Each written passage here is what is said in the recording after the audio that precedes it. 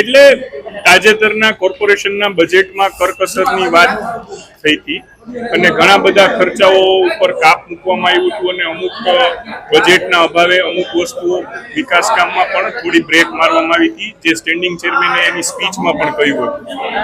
ત્યારે એક સ્વાભાવિક પ્રશ્ન થયો કે જે ટેન્ડરમાં રકમો મંજૂર થઈ છે એના કરતાં વધારે ખર્ચ શેમાં થયો છે એની વિગત મેં માગી છે. ભ્રષ્ટાચારની આશંકા છે?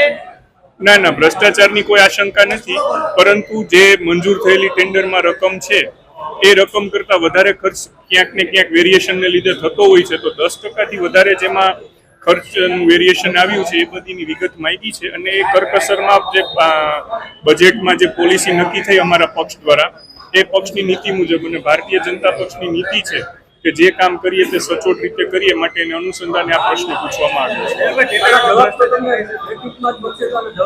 ભ્રષ્ટાચાર થાય છે કે નહીં એની સ્પેસિફિક કોઈ વ્યાખ્યા નથી થઈ શકતી, પરંતુ જો કોઈ ગેરરીતિ સામે આવે તો ચોક્કસથી એને ઉજાગર કરી અને જે કાંઈ જેની જવાબદારી છે એ લોકો એક્શન લે છે.